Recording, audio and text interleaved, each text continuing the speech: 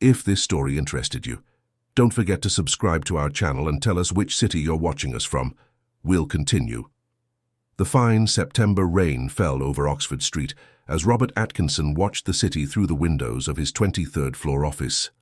London pulsed below, indifferent to the dilemmas of a man who had built a real estate empire with his own hands. At 47, Robert was recognized as one of the most influential entrepreneurs in the sector, owner of a construction company that had erected some of the capital city's most iconic buildings. But on that rainy afternoon, something weighed on his chest like never before. It had been 3 years since Marion had left, 3 years since cancer had taken his wife, leaving him alone with Julia, who was only 15 at the time. The pain of loss had been devastating. Robert plunged into work as an escape, building more and more, expanding businesses, signing contracts. It was his way of dealing with the emptiness. Julia, in turn, became a quiet young woman who spent hours locked in her room with her books and sketchpads. Father and daughter shared the same house but lived in separate worlds, each carrying their own pain in silence. It was in this context of shared solitude that Beatrice Miller entered their lives. They met at a charity event at the Tate Modern. Beatrice was everything Robert didn't expect to find at that moment. Elegant, articulate, with a smile that lit up any room. She worked as an art curator, was 38 years old, and had an apparently impeccable life story. They talked about architecture, about the city, about dreams and new beginnings. Robert felt something he hadn't experienced in a long time, the possibility of truly living again. In the following months, their relationship flourished. Beatrice was attentive, interested, always present. She listened to Robert talk about his projects with genuine interest, offered insightful advice, and gradually filled the empty space Marion had left. After a year of dating, Robert asked Beatrice to marry him. She accepted with tears in her eyes and a tight hug that seemed sincere. Julia, however, did not share her father's enthusiasm. From her first meeting with Beatrice, the young woman felt something strange. It wasn't just the natural jealousy of a daughter seeing another woman occupying her mother's place. It was something deeper, an intuition that bothered her. Beatrice was too gentle when Robert was around, but her eyes changed when they were alone. There was no aggression, but a calculated coldness, a distance that contradicted her public smiles. The wedding took place in an intimate ceremony in Kensington Gardens. Few guests, many flowers, promises of a new beginning. Robert smiled as he hadn't in years. Julia wore a light blue dress and forced a polite smile whenever someone congratulated the new family. No one noticed the tightness in her heart. The change was subtle, almost imperceptible at first.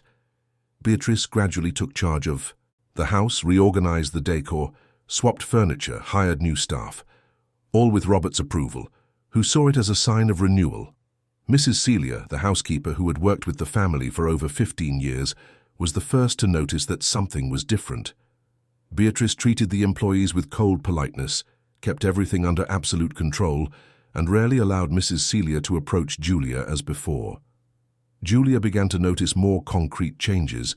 Conversations with her father, which used to happen naturally during breakfast or late afternoon, were now interrupted by Beatrice with some invented urgency.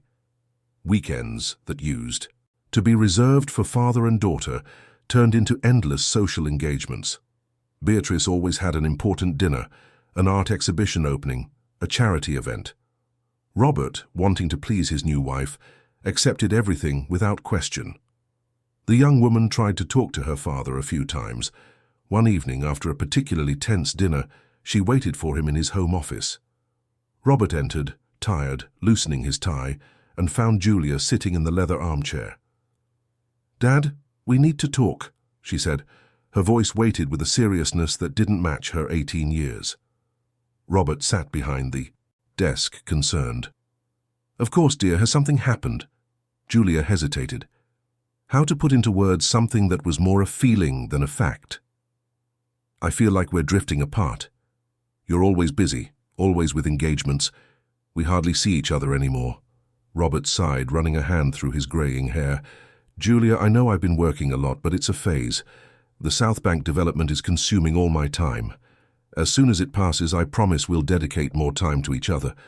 It's not just work, Dad, it's Beatrice. She always finds something to do when we're about to talk. There's always something more important. Robert's face slightly hardened. Julia, Beatrice is trying to build a life with us. She works very hard to make this family function. I think you need to give her a chance. Julia felt a knot in her throat. I did give her a chance, Dad, but she doesn't like me. I see it in the way she looks. That's unfair, Julia. Beatrice adores you. She always speaks highly of you. When you're around, yes, but when we're alone, it's different. Robert stood up, tired. Daughter, I understand it's difficult to accept another person in our lives after your mother. But Beatrice isn't trying to replace anyone. She just wants to be part of our family. Julia realized it was no use insisting. All right, Dad. Sorry to have bothered you. She left the office with teary eyes. Robert stood there looking at the closed door, feeling an unease he couldn't name. But it was late. He was tired, and he had an important meeting the next morning. He tucked that conversation into a corner of his mind and moved on. What Robert didn't know was that Beatrice had heard everything. She was on the other side of the door, leaning against the hallway wall, a satisfied smile on her lips. Everything was going according to plan. Beatrice Miller was not who she claimed to be. Her real surname was Taylor, and she was the cousin of Marcus Taylor, an entrepreneur Robert knew very well. 15 years ago, Robert and Marcus were partners in a mid-sized construction company. Marcus was impulsive, wanted to grow too fast, take risks that Robert considered irresponsible. When Marcus proposed a large development in an environmentally protected area, defrauding documents to get the licenses, Robert refused to participate.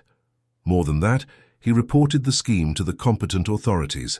Marcus lost everything. He was fined, prosecuted, his name tarnished in the market. The partnership broke up traumatically, and Marcus swore revenge. But Robert moved on, built his own company, grew honestly, and became one of the most respected names in the sector. Marcus, on the other hand, endured years of failures, projects that never got off the ground, denied credit, closed doors. The anger grew like a tumor. That's when Marcus had an idea. If he couldn't destroy Robert in business head-on, he would destroy his personal life. He would make the man feel what it was like to lose everything. And for that, he needed someone infiltrated into the family. Beatrice, his cousin, had been fired years ago from a gallery due to a misunderstanding she attributed to a recommendation made by Robert's acquaintances. The grudge was old but sufficient. Marcus convinced her to participate in the plan. They created a partially false identity for her, erased traces of kinship, built a credible story. The goal was simple: marry Robert, alienate his daughter, undermine his emotional stability, and use privileged information to sabotage the construction, company's business, and Beatrice was performing her role with mastery. Mrs. Celia watched everything with growing concern. The housekeeper had known Julia since she was a baby, had helped Marion in the first months of motherhood, had comforted the girl when her mother fell ill. Now she saw the young woman withdrawing more and more, spending entire days without leaving her room, refusing family dinners. She tried to talk to Robert a few times, but Beatrice always appeared in the middle, interrupted with some excuse, and then coldly dismissed Mrs. Celia. You are being paid to take care of the house, not to offer opinions on the family's personal life, Beatrice said one morning when Mrs. Celia tried to mention that Julia wasn't well. The housekeeper lowered her eyes and returned to work, but her anguish continued to grow. Mr. Anthony, the family's driver, also noticed the changes. He had worked for the Atkinsons for over 10 years, knew the routes, the schedules, everyone's preferences. He noticed that Julia asked less and less to be driven places. The young woman who used to have drawing lessons, meet friends, go for walks around the city, now stayed confined at home. When he asked if she needed to go anywhere, Beatrice answered for her, saying that Julia was busy with studies or wasn't feeling well. One day, Mr. Anthony found Julia alone in the back garden of the house. She was sitting on the wooden bench under the jabuticaba tree, the same place her mother used to sit to read. The young woman's eyes were red. "Mrs. Julia, are you all right?" he asked, approaching carefully. Julia quickly wiped her face. "Yes, Mr. Anthony. I was just remembering my mother." The driver sat beside her, respecting the silence for a few moments. "Your mother was a wonderful woman. She loved this jabuticaba tree. I know, she used to say that when she ate the fruit from here, she tasted her childhood in the countryside." Mr. Anthony sighed. "Mrs. Julia, I'm not one to meddle where I'm not called, but does your father know you're so sad?" Julia gave a bitter smile. "My father doesn't notice anything anymore, Mr. Anthony. He's blind." The driver was about to reply when he heard footsteps approaching. It was Beatrice, walking through the garden in her impeccable white dress and controlled expression. "Julia, you have studies to do. You shouldn't be wasting time out here," she said with a soft voice that didn't match her gaze. Julia stood up without answering and went into the house. Mr. Anthony also stood, but Beatrice stopped him with a gesture. "Anthony, I'd like you to focus on your duties. Driving and picking up, keeping the car clean. Personal conversations with family members are not part of your job."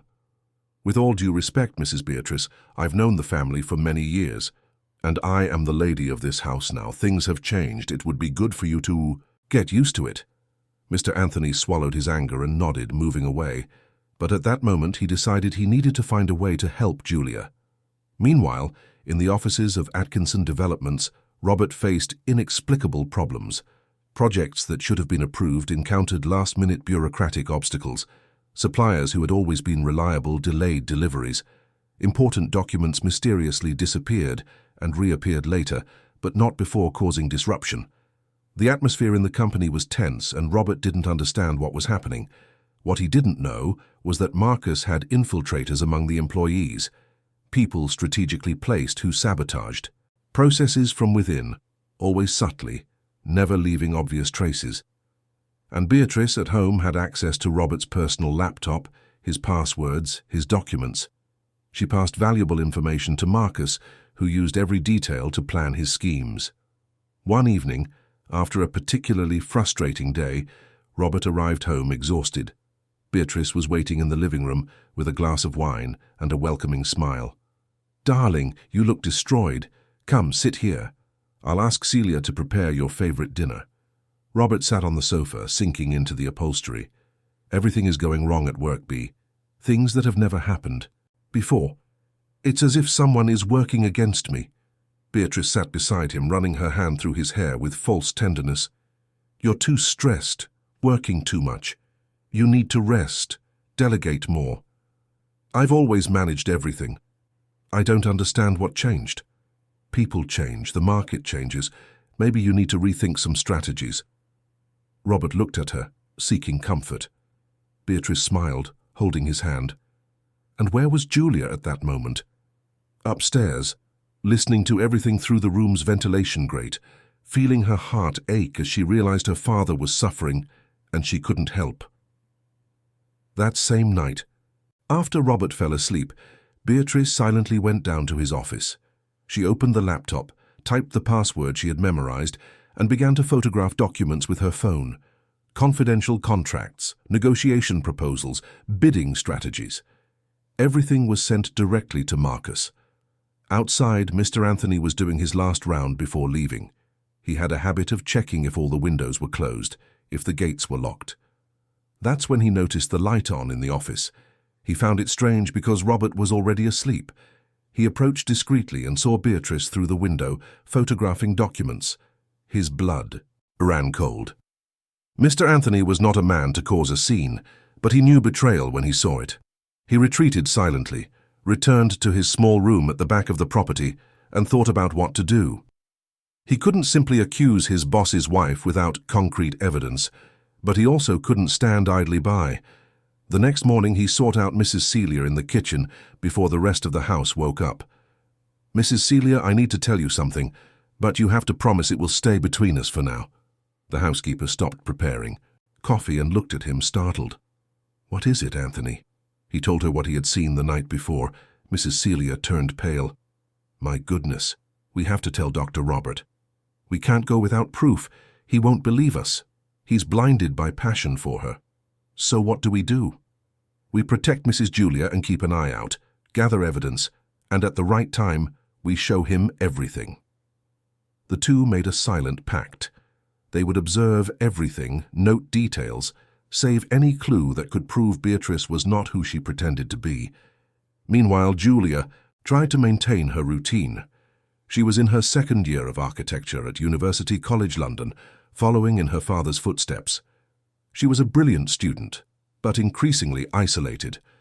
Her friends noticed she was different, quieter, always rushing home.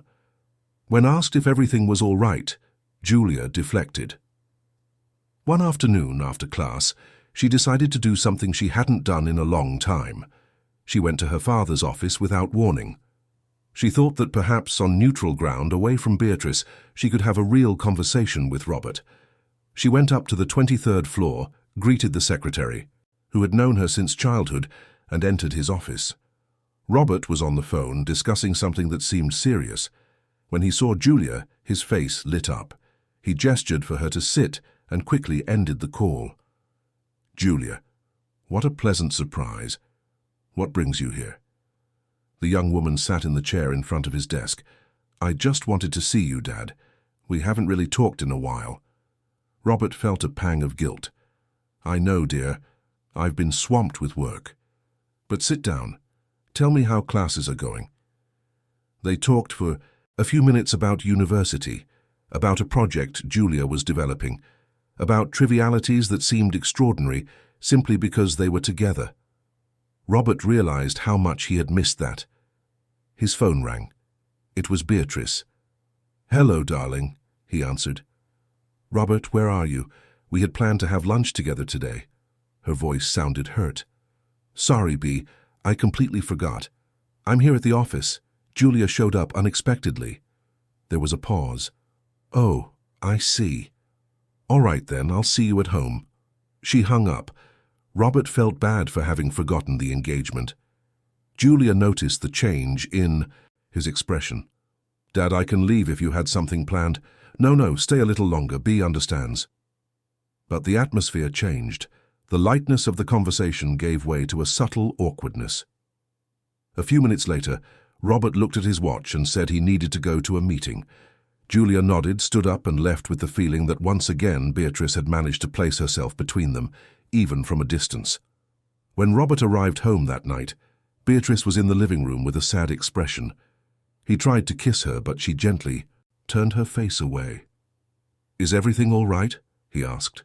Beatrice sighed dramatically. "Robert, I don't want to be the one who complains, but I was looking forward to that lunch. It was important to me." "I know, darling. I'm sorry.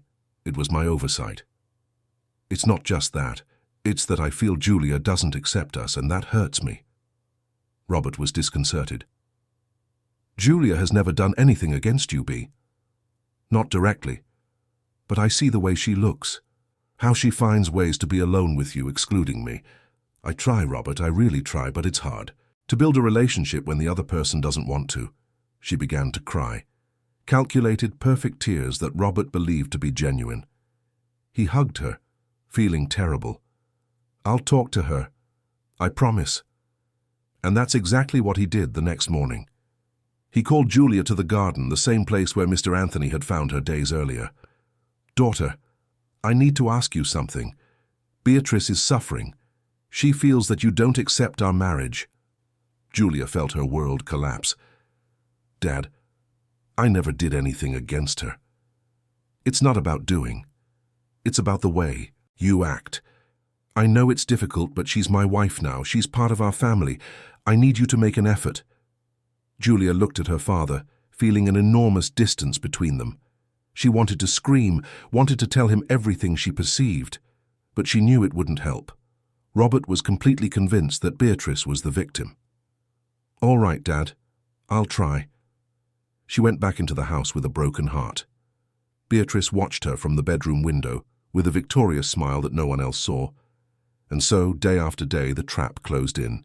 Robert grew more and more distant from Julia, more and more emotionally dependent on Beatrice.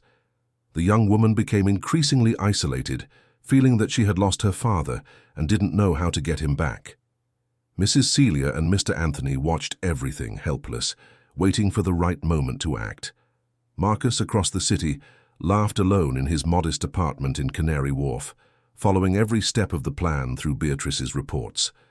The revenge was sweeter than he had imagined. Soon Robert Atkinson would be ruined, and this time it wouldn't be in business. It would be where it hurt the most, in his family. The storm was brewing, and no one, not even Beatrice, had any idea how violent it would be when it finally broke. The following months brought even deeper changes for the Atkinson family. The London autumn arrived with its grey afternoons and cold winds that seemed to mirror the atmosphere inside that house in Kensington Gardens.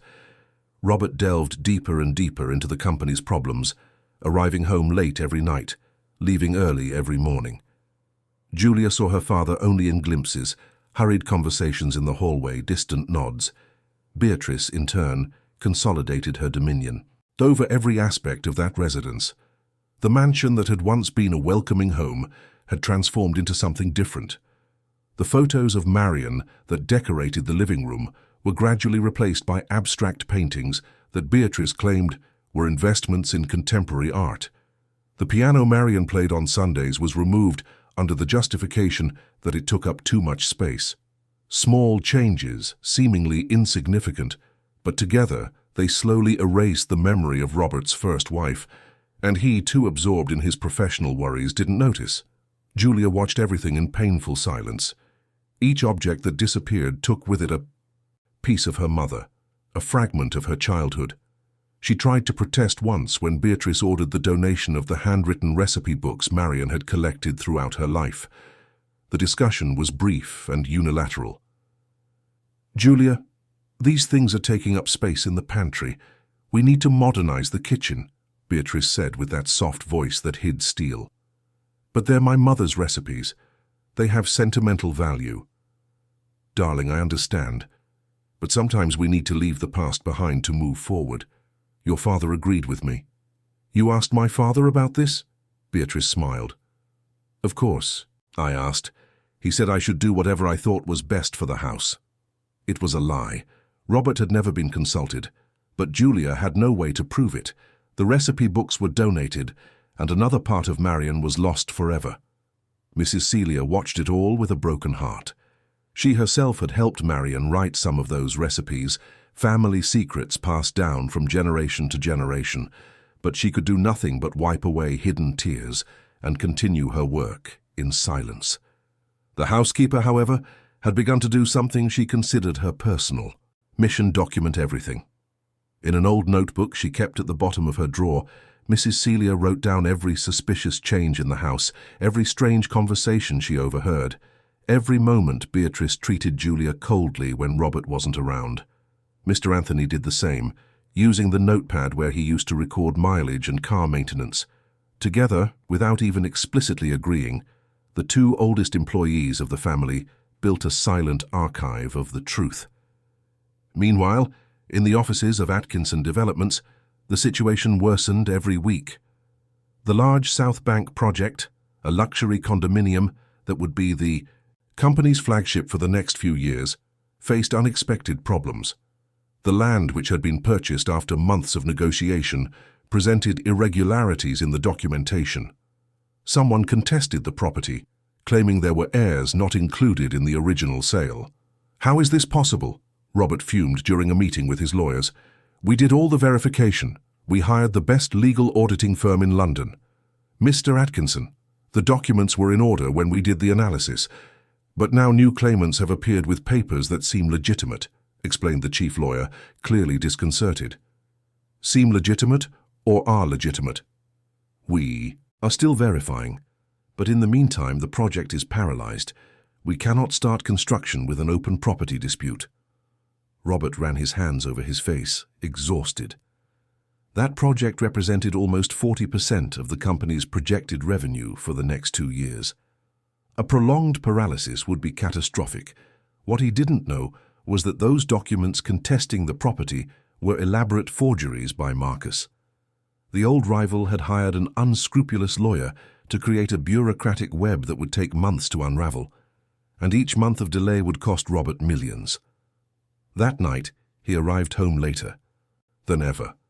It was almost 11 when the car entered the garage. Beatrice was waiting in the living room, beautiful in a silk dress, with 2 glasses of wine already poured. The scene could have been romantic, but Robert was too exhausted to appreciate it. "You need to relax, darling. You're killing yourself with work," she said, approaching him with calculated steps. "I'm on the verge of losing the company's biggest project, B. I can't relax." Beatrice guided him to the sofa, massaged his tense shoulders. "Maybe it's time for you to consider selling part of the company, bringing in partners who can share the burden." "Sell? Never. I built all this myself. I won't hand over decades of my work to strangers." "Not strangers, strategic partners, people who can inject capital and help you out of this crisis." Robert looked at her, suspicious for the first time. "Where do you get these ideas?" Beatrice laughed lightly. "Darling, I listen. I read. I talk to people in the market. I just want to help you." He relaxed again. Maybe he was being paranoid. Beatrice was intelligent, interested in his business. It was natural that she would have opinions. What Robert didn't realize was that Beatrice was planting seeds. The idea of selling part of the company, of weakening his controlling position, was exactly what Marcus wanted. The plan was to emotionally destabilize Robert, make the company falter, then appear with a partnership proposal through proxies. When Robert was vulnerable enough, Marcus would take everything. Upstairs, Julia was awake, lying in bed, staring at the ceiling. She hadn't been able to sleep for weeks. The nights were too long, too silent. She missed her bedtime conversations with her father, his advice about university, the stories about how he and Marion met. All of that belonged to a past that seemed increasingly distant. She picked up her phone and opened her photo gallery. She had hundreds of images of her mother, Marion smiling in the garden, Marion hugging her in front of the Christmas tree, Marion painting in the small room she used as a studio. Each photo was a stab of longing. Julia hugged her pillow and let the tears fall silently. The sound of footsteps in the corridor made her quickly wipe her face. It was Beatrice, walking towards her and Robert's bedroom. Her stepmother passed Julia's door and stopped. For an instant, the two looked at each other through the crack of the half-open door. Beatrice had an indecipherable expression. Then she continued walking, and Julia closed the door, locking it from the inside. She started doing that every night. The next morning, during breakfast, Robert announced that he would need to travel. An urgent meeting in Washington, D.C., an attempt to resolve the accumulated licensing problems. He would be away for 3 days. Julia felt her stomach clench. 3 days alone with Beatrice. "Dad, can I come with you?" "I'll only miss a few classes. I'll make them up later." Robert looked at his daughter, surprised. "Julia, it's not a leisure trip. I'll be in meetings the whole time." "I know, but I wanted to spend some time with you. It's been so long since we traveled together." Beatrice intervened before Robert could answer. "Darling, your father needs to concentrate. This trip is crucial for the company. You staying here, studying, is already a way to help, not distracting him." Robert nodded, accepting the logic. "Sorry, dear, another day we'll travel together, I promise." Julia lowered her eyes to her plate, the food suddenly unpalatable. "All right, Dad." He left that same afternoon. Julia watched from her bedroom window as the car drove away. She felt as if she was being left in enemy territory. The first 24 hours were quiet. Beatrice barely spoke to her, busy with mysterious calls and meetings she had outside the house. Julia took the opportunity to study, tried to distract herself with university projects. Mrs. Celia prepared her favorite dish for dinner in a silent gesture of affection. Mr. Anthony asked if she needed to go anywhere, but Julia preferred to stay home. It was on the second night that things changed. Julia was in her room drawing when she heard voices coming from downstairs. It was Beatrice on the phone, but the tone was different. Aggressive, impatient. Curiosity overcame prudence, and Julia silently descended the stairs, hiding in the hallway. "Marcus, I'm doing my part. The problem is you're not putting enough pressure on his business," Beatrice was saying, pacing back and forth in the living room. A pause. Julia held her breath. "Don't give me excuses. I married this man. I'm living this farce. I alienated his daughter. You promised that in 6 months he would be ruined." Another pause. Beatrice's voice grew lower, more dangerous.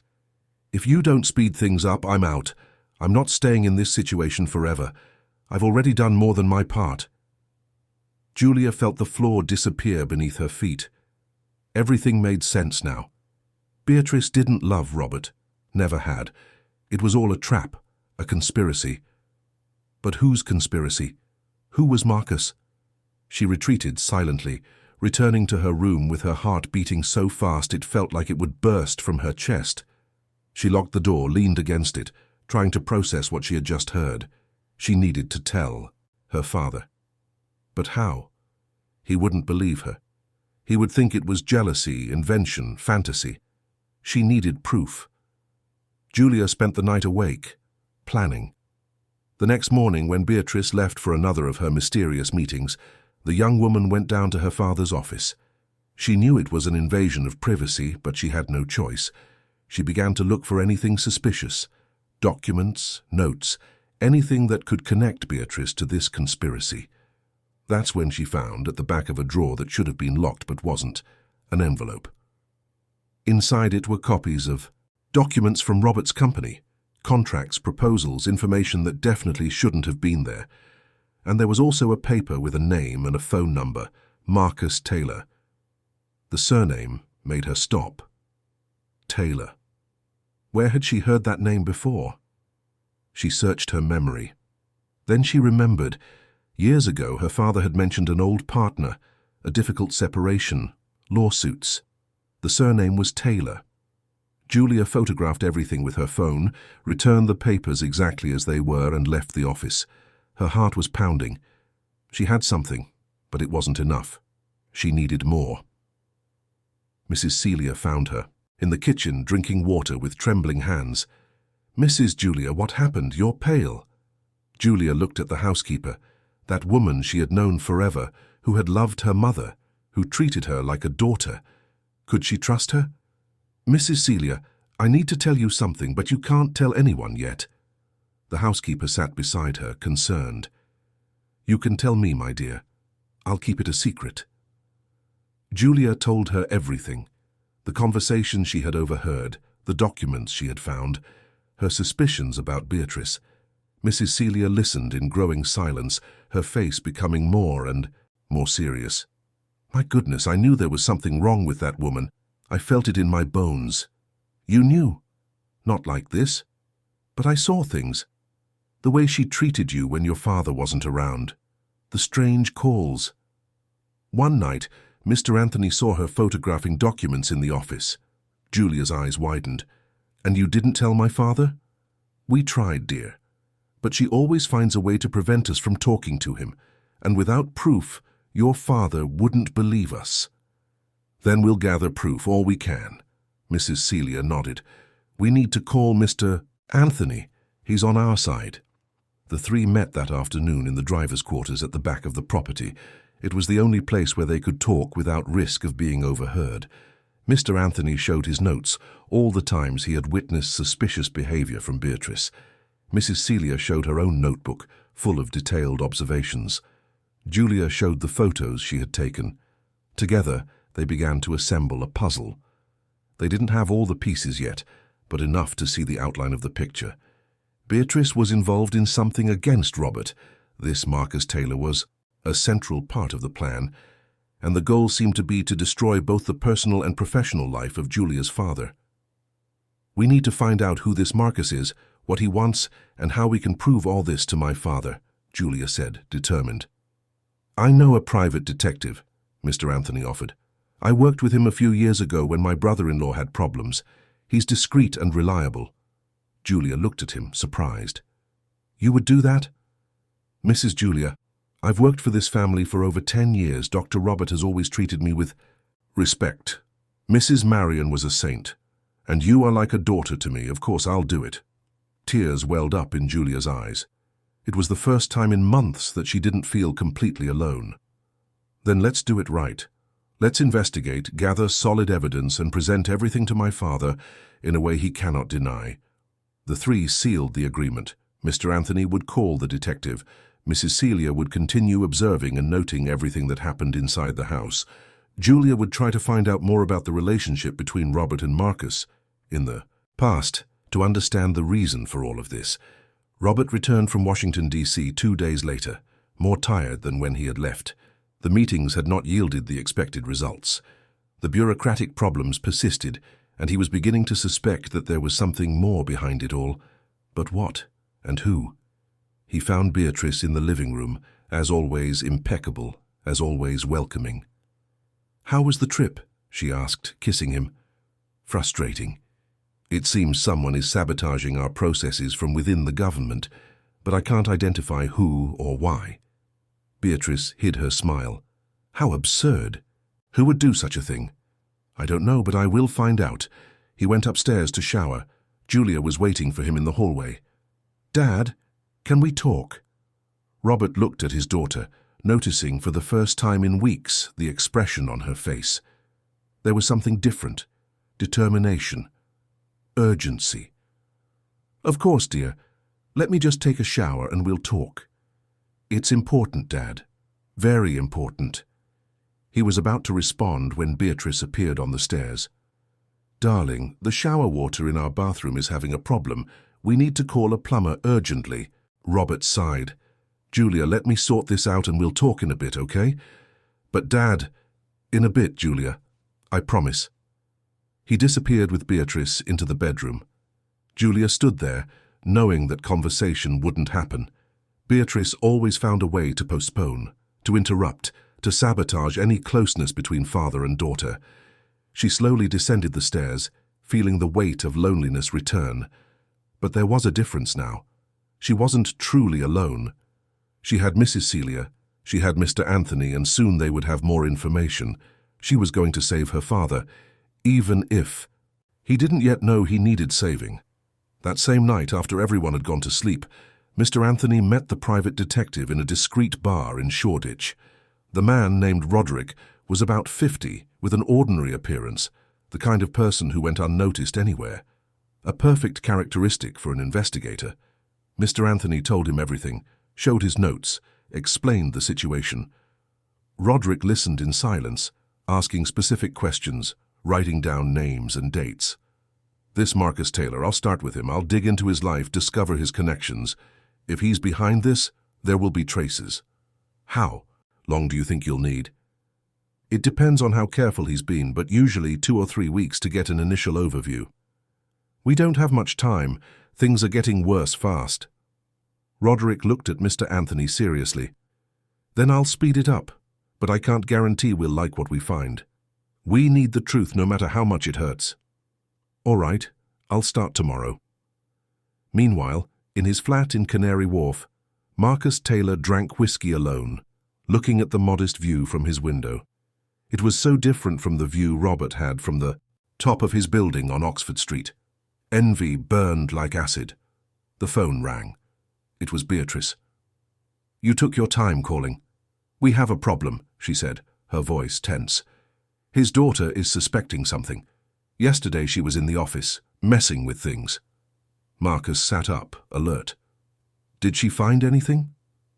"I don't know, but she's different, more observant. And she's talking a lot with the staff." "That's a problem. We can't let a girl ruin everything now." "What do you want me to do?" "Get rid of her. Send her somewhere.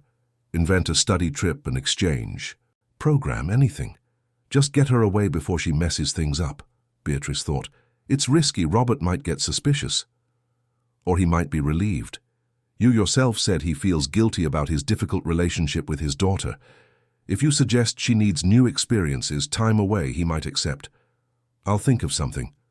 And Beatrice, be quick. We're very close now. Another 2 months, and his company will be so weakened that we'll be able to deliver the final blow." "Understood." She hung up. Marcus looked back at the window, smiling. Robert Atkinson would pay for everything. He would feel what it was like to lose everything he loved, everything he had built.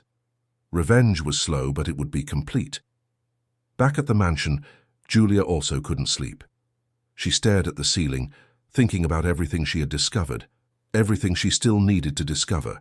Her father was in danger, the company was in danger, and she, an 18-year-old girl, felt the weight of protecting her family on her shoulders. But she would not give up. Marion, her mother, had always been a strong woman. She had faced illness with dignity, always smiling, always saying that everything would be all right. Julia needed to be strong too, for her mother's memory, for her father's future, for everything they could still have as a family if she could expose the truth in time. She picked up her phone and looked again at the photos of the documents she had taken. Marcus Taylor. That name was the key to everything. Who was this man? What had Robert done to him in the past to arouse so much hatred? And how could she use that to unmask Beatrice? The answers would come. She was sure of it. And when they did, it would be the beginning of the end for that farce that had destroyed her family. On the other side of the wall in the next room, Beatrice was also awake. Unlike Julia, however, her face showed no concern. It showed satisfaction. Everything was going according to plan. Robert was increasingly weakened, the company faltering, his daughter isolated. A few more moves and checkmate would be complete. What Beatrice didn't know was that, for the first time since she had started that dangerous game, she was being watched. Mrs. Celia, in the maid's room on the ground floor, also remained awake, writing. In her notebook, the times of Beatrice's calls, the moments of tension, the details that seemed insignificant but together formed a pattern.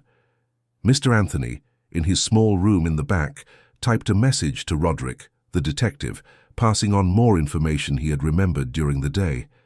And Julia, in her room, made silent searches on the internet, trying to find anything about Marcus Taylor, about his history with her father, about connections that could reveal the extent of the conspiracy. 3 people working in secret, each doing their part, united by a common goal to save Robert Atkinson from an enemy he didn't know he had, from a betrayal that was happening within his own home, from a trap that was closing tighter every day. The storm was approaching, but this time it would not find the Atkinson family completely unprepared. Julia, Mrs. Celia, and Mr. Anthony were building their own arsenal, and when the time came to reveal everything, there would be nowhere for Beatrice or Marcus to hide. The silent war had begun, and only one side would emerge victorious. The next morning, London was overcast. Julia woke with a knot in her stomach, a mix of anxiety and determination. This would be the day the truth would finally come to light, the day she would save her father from the trap that enveloped him. She looked in the mirror and saw someone different from the scared girl she had been months ago. She saw a woman about to fight for her family. During breakfast, she observed Beatrice's every move with renewed attention. Her stepmother behaved as always, smiling, attentive to Robert, asking about his day's engagements. But now Julia saw beyond the mask. She saw the falseness in every gesture, the calculation behind every word. Robert seemed especially tired that morning. There were dark circles under his eyes, and he barely touched his coffee. "Darling, aren't you going to eat anything?" Beatrice asked, with rehearsed concern. "I'm not hungry. I have a difficult meeting today. The investors are getting nervous about the project delays." "Perhaps you should consider postponing the meeting. Get some rest." "I can't postpone. I've already postponed twice. If I cancel again, I'll lose their trust completely." Julia observed the exchange, realizing how Beatrice always suggested things that seemed to help, but actually weakened her father's position. Postponing meetings, delegating, responsibilities, considering new partners, all part of the plan to destabilize him. "Dad, can I go with you to the office?" Julia asked suddenly. "I need to pick up some books at the university library, which is on the way." Robert looked at her, surprised. The UCL library wasn't exactly on the way, but he didn't have the energy to argue. "Of course, dear. We'll leave in 15 minutes. Beatrice frowned slightly, but said nothing. Julia rushed upstairs to get her things, her heart pounding. She would finally have time alone with her father, even if it was just the car ride. When they got into the car, Mr. Anthony at the wheel, Julia took a deep breath. She needed to seize this opportunity. "Dad, how are things at the company?" she asked, trying to sound casual. Robert sighed. "Complicated, dear. Very complicated. We're facing problems I've never faced before. It's as if someone is working against us." Julia felt her heart clench. He was starting to notice. "Do you have any suspicion of who might be doing this?" "No. And that's what frustrates me the most. We've checked all competitors, all companies that could benefit from our problems. Nothing. It's like fighting a ghost. What if it was someone from the past, someone you knew a long time ago? Robert looked at his daughter, intrigued. Why do you ask that? Julia hesitated. She couldn't reveal everything yet, not without concrete proof, but she could plant a seed. Just a curiosity. You always told me how you built the company alone, but you never talked much about before that. Did you have partners in the past? Robert's face hardened. Julia saw a shadow pass across his eyes. I did, yes, a long time ago, but it didn't work out. What happened?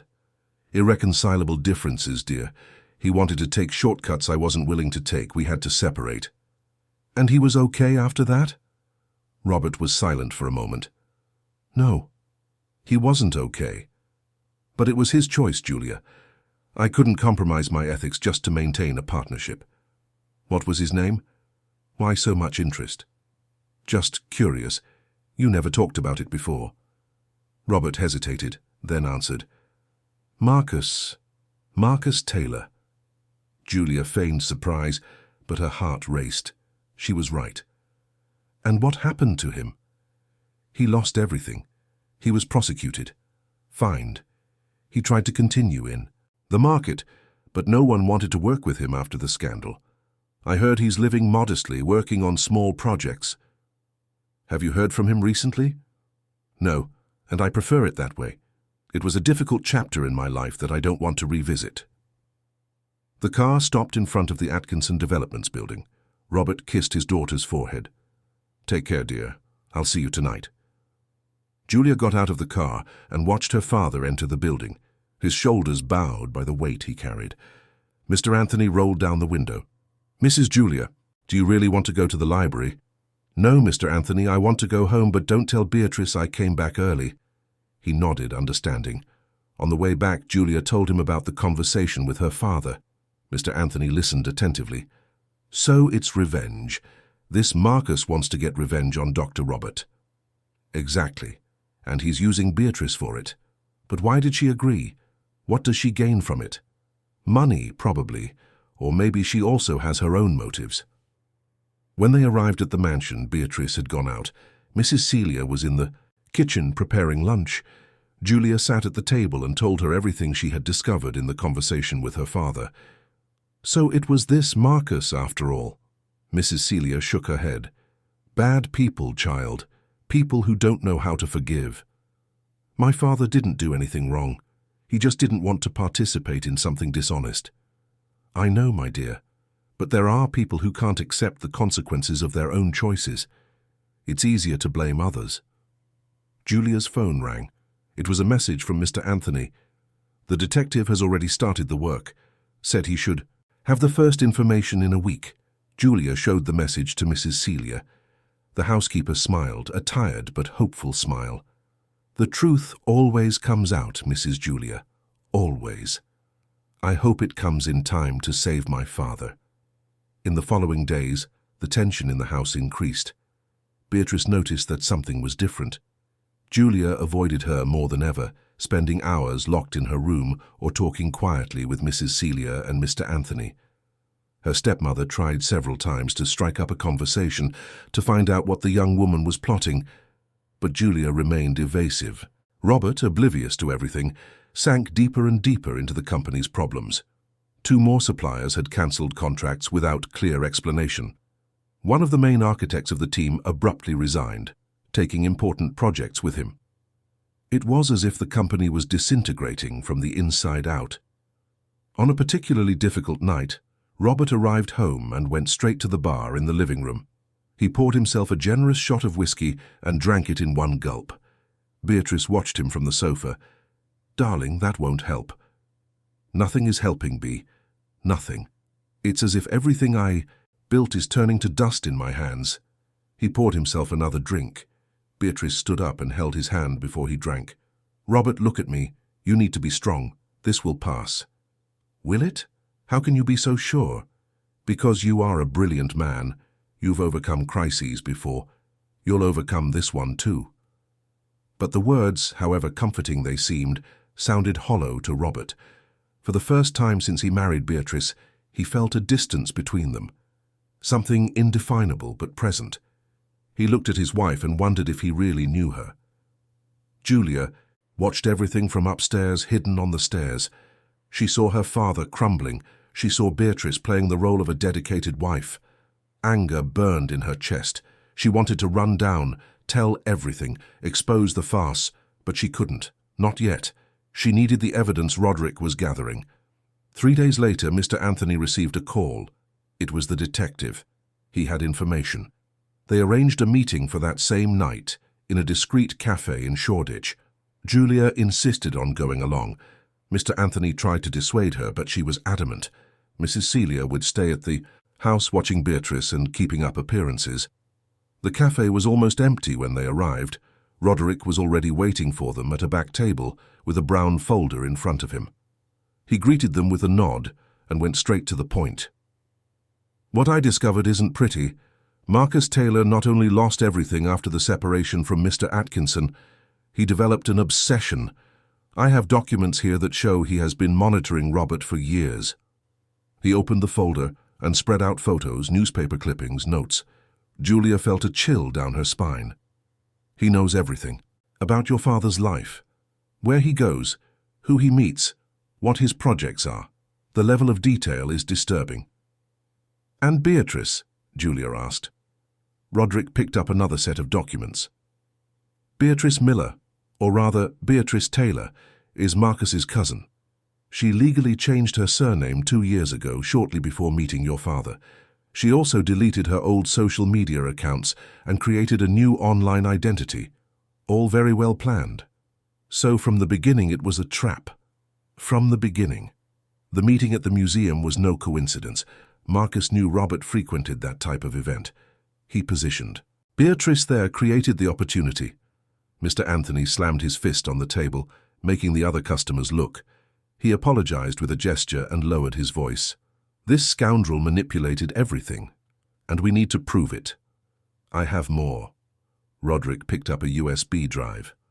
"Here are records of bank transfers from Marcus to Beatrice, always in cash, always in amounts that don't attract the attention of authorities. But added up, they total over £200,000 in the last 2 years. Julia took the USB drive with trembling hands. "Is this enough? Is it enough proof?" "It's a solid start, but there's more. I managed to identify 3 employees of your father's company who have connections to Marcus.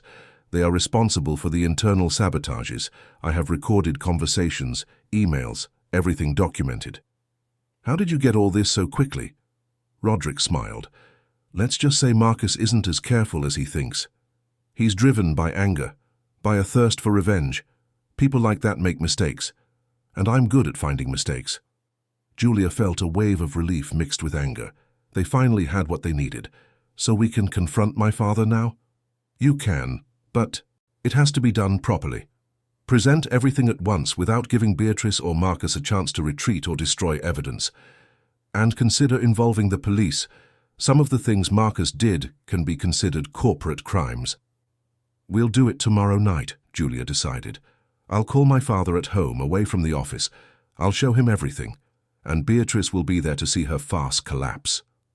Mr. Anthony looked at the young woman with admiration. "You are being very brave, Mrs. Julia. Your mother would be proud." Tears filled Julia's eyes, but she quickly wiped them away. "My mother always said that truth is the only thing worth fighting for, so that's what I'm going to do." They returned home late that night. Beatrice was already asleep, or at least pretended to be. Julia went to her room but couldn't sleep. The next day, everything would change. The truth would finally be revealed. Marcus's plan would be exposed, and her family, shattered by lies and manipulation, would have a chance to rebuild. Just one more day, just a few more hours of pretense. Then the storm that had been brewing would finally break, and this time it would be Beatrice and Marcus who would face the fury of everything they had caused. The day dawned cloudy over London. Julia woke with a knot in her stomach, a mixture of anxiety and determination. This would be the day the truth would finally come to light. The day she would save her father from the trap that enveloped him. She looked in the mirror and saw someone different from the scared girl she had been months ago. She saw a woman about to fight for her family. During breakfast, she observed Beatrice's every move with renewed attention. Her stepmother was particularly cheerful, humming as she served Robert's coffee. He in turn seemed a little less downcast. He had slept better, he commented. Beatrice smiled contentedly, as if it were her merit. "Darling, I thought we could have dinner out tonight. It's been a while since it was just the two of us," Beatrice suggested, running her hand over Robert's shoulder. Julia felt her heart race. She couldn't let them go out. "Dad, actually, I wanted to make dinner here at home tonight. For us, the three of us. It's been so long since we had a family night." Robert looked at his daughter, surprised. Julia rarely suggested this kind of thing lately. "That's a great idea, dear. B, how about we save the restaurant for another day?" Beatrice forced a smile. "Of course, darling. How kind of you. I'll ask Celia to prepare something special." "No need." Julia was quick. "I want to cook myself.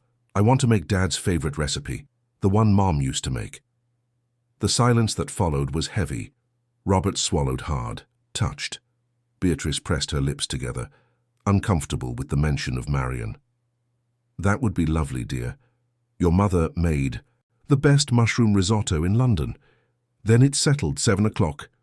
Julia stood up, kissed her father's forehead, and left the kitchen before Beatrice could protest.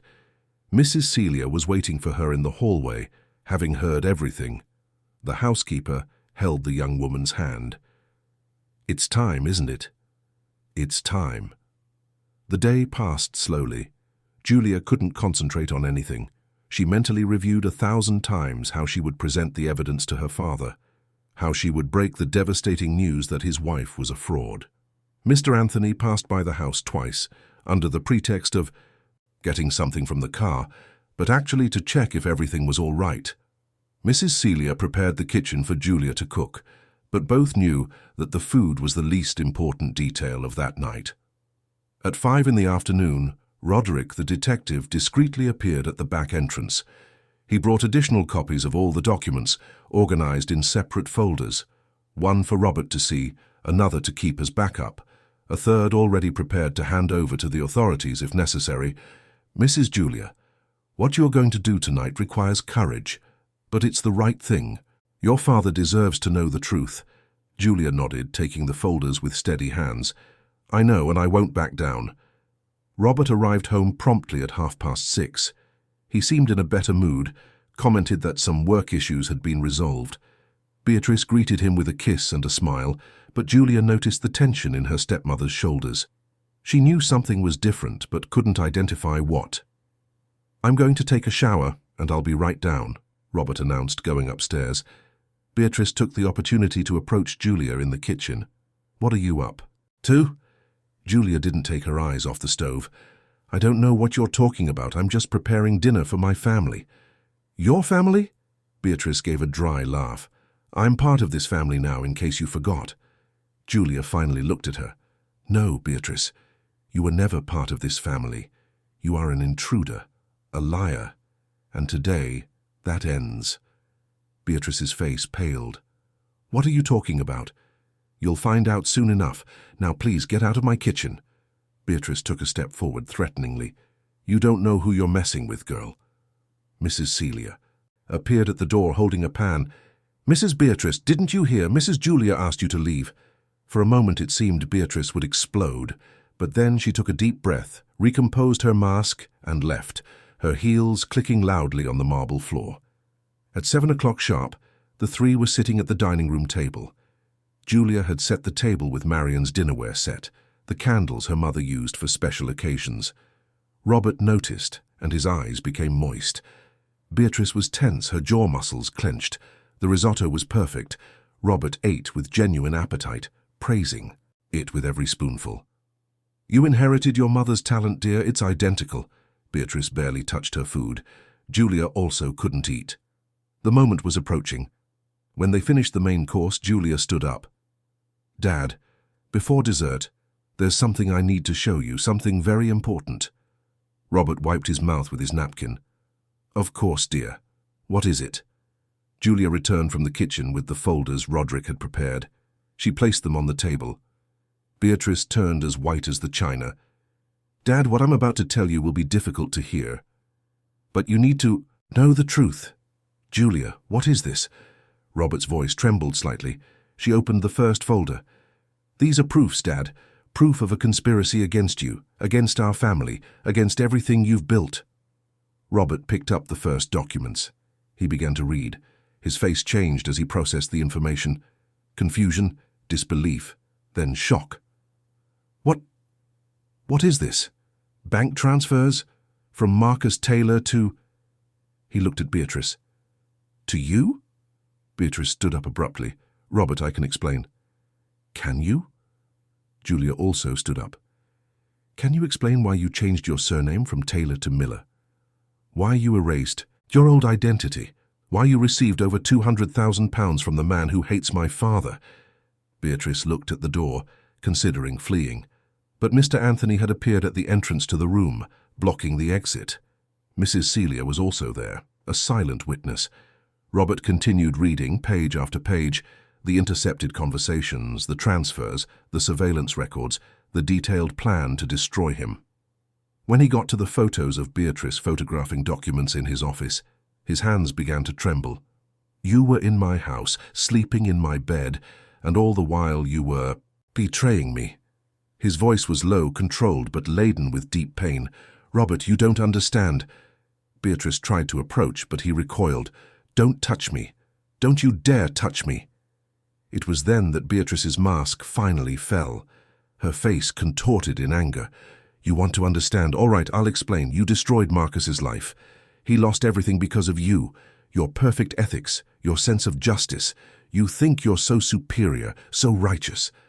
But it was you who reported him, who ruined him. He was committing fraud, Beatrice, putting people at risk. I had an obligation to report him. You had an obligation to protect your partner, but you preferred to be the hero, and now? How do you feel knowing that your own wife was working to destroy you?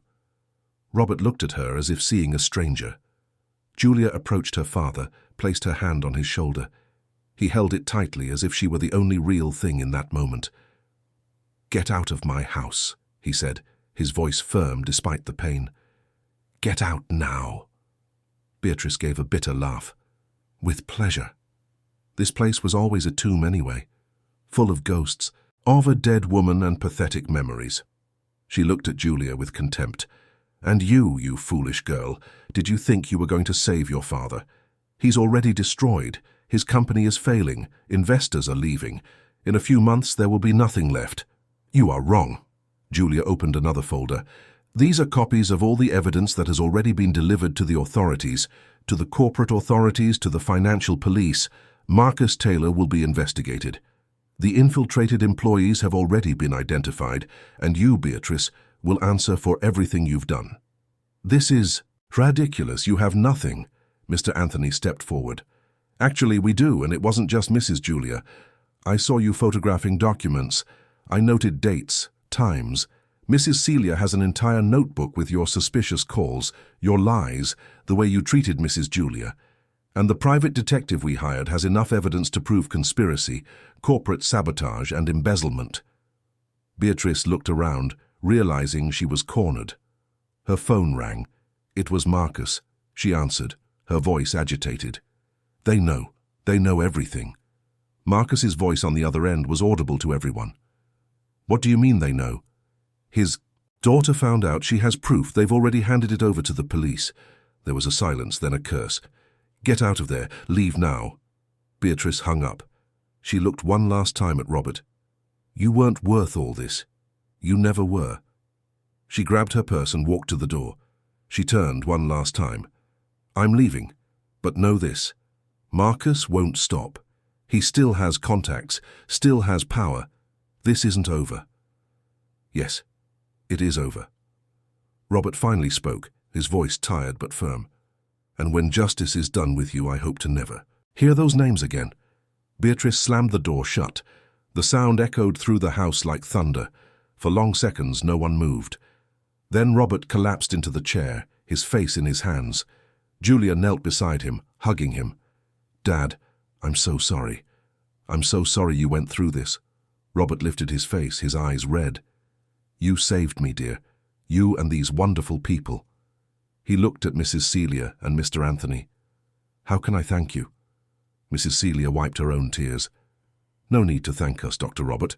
This has always been our family, and family takes care of each other." Mr. Anthony nodded. "Mrs. Marion taught us that, and Mrs. Julia followed her mother's example." Robert pulled his daughter into a tight hug. "Forgive your father, Julia. Forgive me for being so blind, for letting that woman into our lives, for drifting away from you."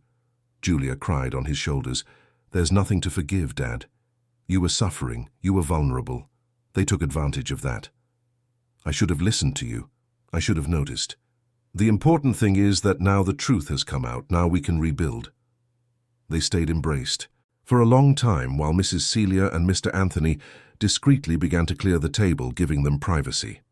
In the following days, everything happened quickly. Robert gathered his legal team and presented all the evidence. The 3 infiltrated employees were dismissed and prosecuted. The authorities opened a formal investigation against Marcus Taylor for corporate sabotage, conspiracy, and fraud. Beatrice was located trying to board a flight abroad and was detained at Heathrow Airport. Her assets were frozen. Marcus, desperate, tried to destroy evidence, but it was too late. Roderick had been meticulous. Every conversation, every transaction, every movement was documented. The web Marcus had woven for years to destroy Robert became the very trap that caught him. The specialized media covered the case. Robert's name, which had been tarnished by the company's problems, was cleared when the truth came out. Investors returned. Suppliers resumed contracts. The South Bank project was unblocked when it was proven that the property dispute was fraudulent. Atkinson Developments began to recover. But more important than the company's recovery was the family's recovery. Robert and Julia began to rebuild their relationship. They established rituals, breakfast together every day, regardless of the schedule, dinners at home, at least 3 times a week. On Sundays, walks in Hyde Park, talking about everything and nothing, making up for lost time. Robert also made an important decision. He reduced his workload, delegated more responsibilities. He realized that he had almost lost the only thing that truly mattered, his daughter. He would not make that mistake again. One afternoon, 2 months after the revelation, father and daughter were in the back garden. Robert had had new flowers planted, but kept the jabuticaba tree untouched, that symbol of Marion that Beatrice had tried to erase. Julia was drawing, something she hadn't done in months. Robert sat beside her, watching the drawing take shape. It was their house, but different, more colorful, with all the windows open, with light. "It's beautiful, dear. It's how I see our future, Dad. Open, illuminated, no more shadows." Robert put his arm around her shoulders. "Your mother would be so proud of you, of the strong and courageous woman you've become. I just did what she would have done. I fought for our family." They were silent for a moment, listening to the birds, feeling the gentle breeze of the London afternoon. Mrs. Celia appeared at the door with a pitcher of lemonade and glasses. Mr. Anthony was washing the car, whistling a cheerful tune. The house, which for so long had been a stage for lies and manipulations, was once again a home. "Dad, can I ask you something?" Julia broke the silence. "Of course, dear, anything. Can you forgive not Beatrice or Marcus, but yourself for believing them?" Robert thought for a long moment. "I'm trying. Every day I'm trying. But it's difficult, Julia. It's difficult to accept that I was so deceived, that I put you at risk, that I almost lost everything." "You didn't lose, Dad. We're still here, together, and that's what matters." He kissed the top of her head. "When did you get so wise?" Julia smiled. "I learned from the best teacher. Mom always said that to err is human, that the important thing is not never to fall, but to have the courage to get up." "She did say that," Robert sighed. "I miss her every day." "Me too. But I think she would be happy to see us like this, together again, strong again. I'm sure she would." Weeks turned into months. The legal process against Marcus and Beatrice advanced. The evidence was irrefutable. They would face serious consequences, both criminal and civil. Robert felt no satisfaction in this, only a deep weariness. Revenge did not interest him. Justice, yes, but revenge, no. Julia began to flourish again. Her university friends noticed the change. She was lighter, more present. She even started going out more, something she hadn't done in a long time. There was a young man in the architecture course, Lucas, who showed interest. Julia wasn't ready for a relationship yet, but for the first time in a long time, she could imagine a future, with romantic possibilities. Robert also dealt with his wounds. He started therapy, something he had resisted for years. The therapist helped him process not only Beatrice's betrayal, but also the grief for Marion that had never been completely resolved. He needed to learn to live again, not just survive. One day, almost 6 months after the revelation, a letter arrived. It was from Beatrice, from the prison where she awaited trial. Robert thought about throwing it away unread, but Julia suggested he open it. He needed closure, she said. He agreed. The letter was surprisingly short and, for the first time, seemed genuine. Beatrice did not ask for forgiveness. She did not apologize.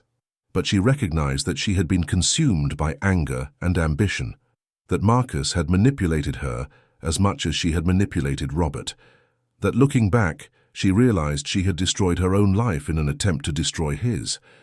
It ended by saying that he had been right to report Marcus years ago, that some decisions, however difficult, are necessary. Robert read the letter 3 times.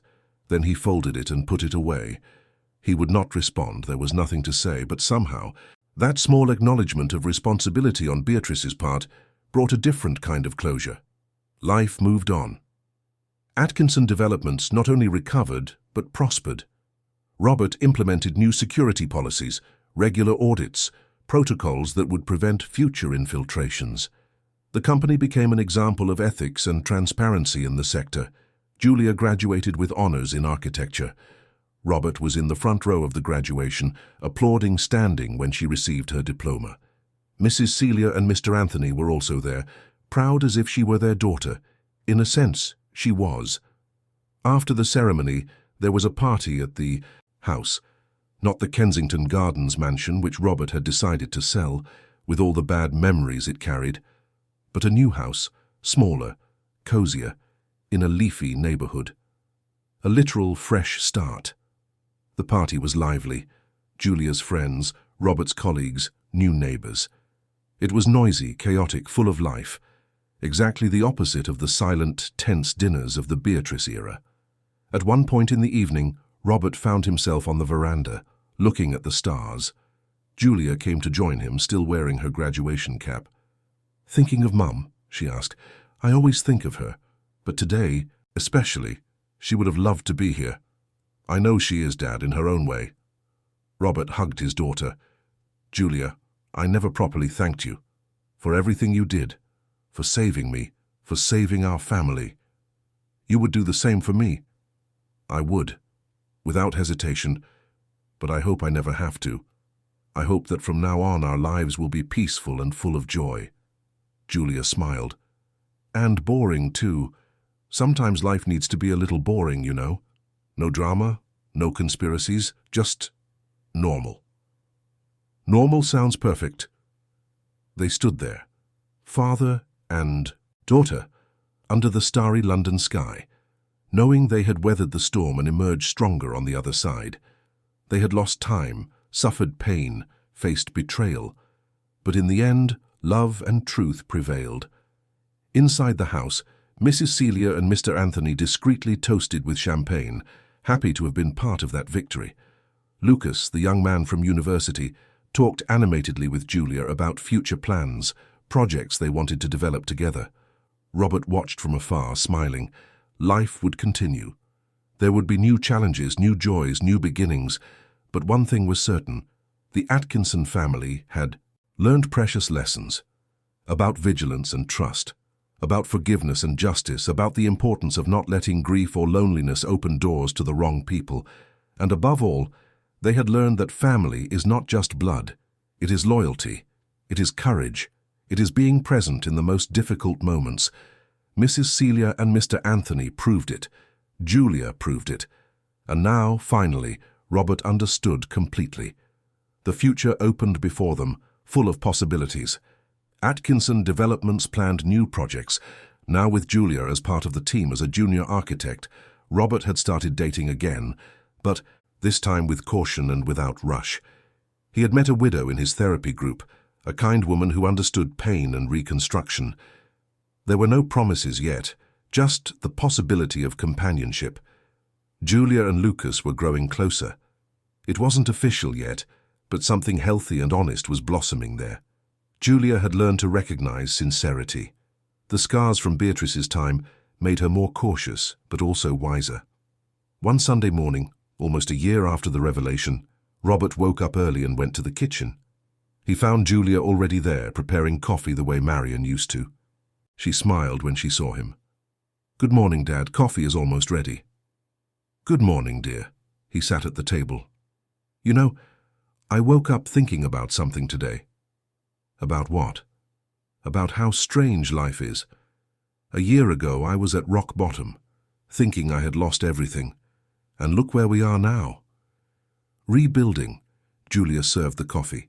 "That's what we do, isn't it? Rebuild." "Your mother used to say that it doesn't matter how many times you fall. What matters is how many times you get up." And we got up, Dad. Together. They drank coffee in comfortable silence, listening to the birds outside, the distant sound of the city traffic waking up. It was a simple, common, ordinary scene, and that's exactly why it was perfect. Later that day, Robert did something he had been planning for weeks. He took Julia to a plot of land in the West End of London, a beautiful place, with old trees and a privileged view. "What do you think?" he asked. Julia looked around, confused. "It's beautiful, but what are we doing here?" "This will be our next project, ours, Julia, yours and mine, a small residential building, focused on sustainability and community. I want you to lead the architectural design." Julia was speechless. "Dad, I just graduated. I don't have enough experience to lead an entire project." "You have something better than experience. You have vision, you have passion, and you have the courage to do the right things, even when it's difficult. If that doesn't qualify someone to lead, I don't know what does." Tears filled Julia's eyes. "Thank you, Dad, for trusting me. I should have trusted you sooner, but I'm trusting you now, and we're going to build something beautiful, something that honors your mother, something that will be our legacy together."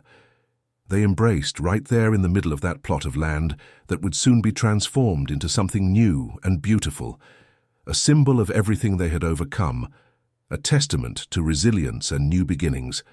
Months passed. The project advanced. Julia proved to be a talented architect, bringing innovative and sustainable ideas.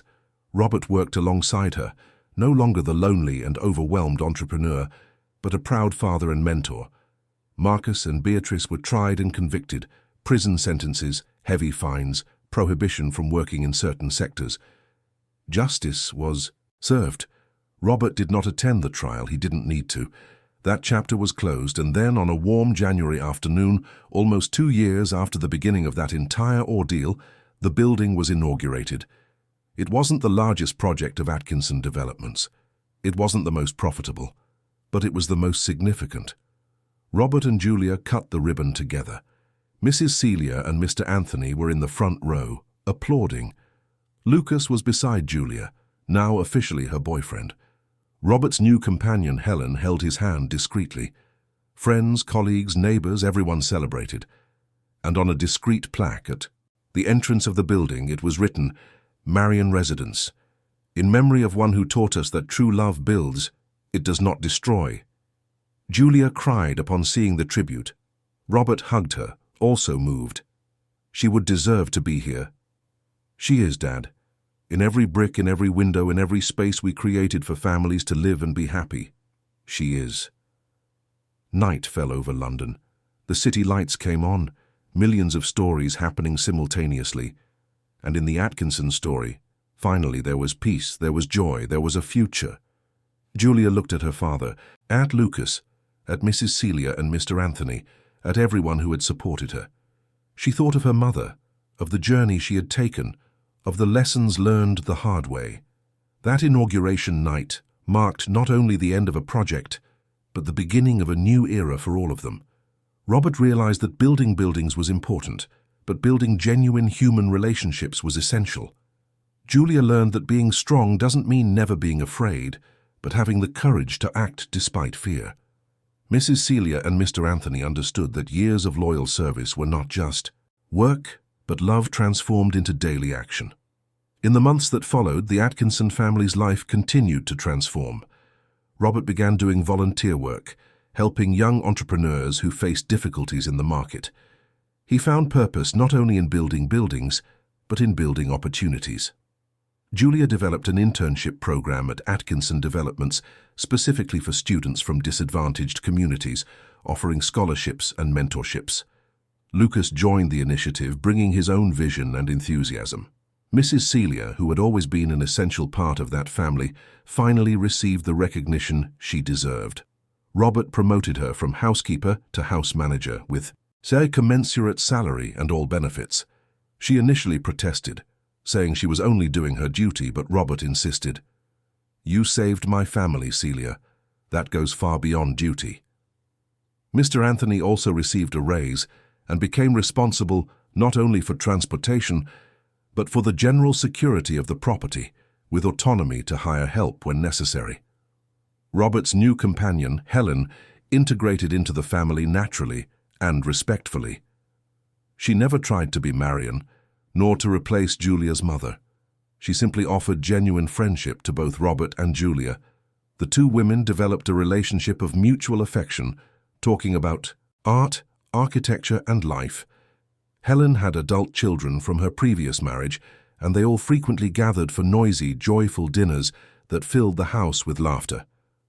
Julia and Lucas made their relationship official during a trip to Brighton, where they spent a weekend exploring the historic city and dreaming of future projects. He asked her to be his girlfriend on a deserted beach at sunset, simply and sincerely. Julia said yes, feeling for the first time in years that she could completely trust someone outside her family. The Marion Residence project was a success, not only financially, but also socially. The families who settled there created a vibrant community, exactly as Robert and Julia had imagined.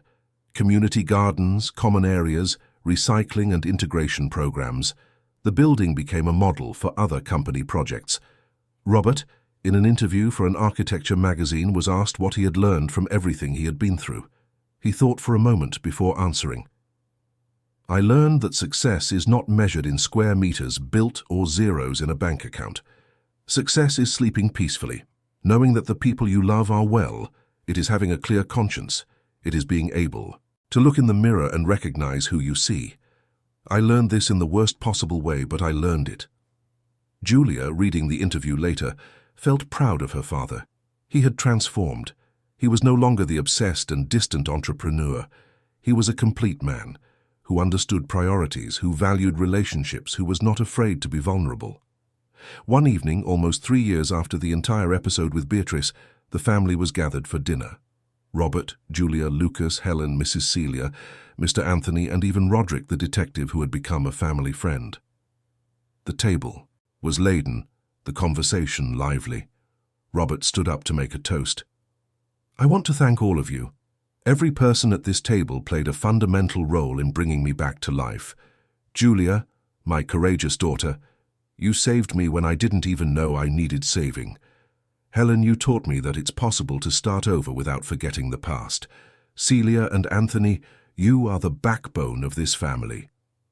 Lucas, welcome to the organized chaos that we are.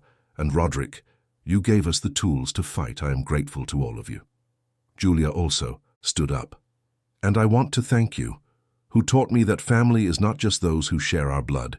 It's those who share our heart, our struggle, our victory. Mom always said that alone we are strong, but together we are invincible. She was right." Everyone toasted, tears and smiles mingling. It was a perfect moment, not because there would be no more challenges, but because now they knew they could face anything together. But above all, Julia thought of one thing: that it is worth fighting, that the truth, however painful, is always better than a lie. That family is the most precious thing we have, and that it is always, always worth starting over. End of story. Dear listeners, we hope that the story of Robert and Julia has touched your heart. If you were moved by the courage of this young woman who fought for her family, by the strength of a father who learned to see again, and by the loyalty of simple but noble people like Mrs. Celia and Mr. Anthony, leave your like, subscribe to the channel, and tell us in the comments what most marked you on this journey. This story reminds us that even in the darkest hours, when betrayal seems to have won, the truth always finds its way. And that true love, whether from father to daughter or from a family that chooses each other, is the most powerful force in the world.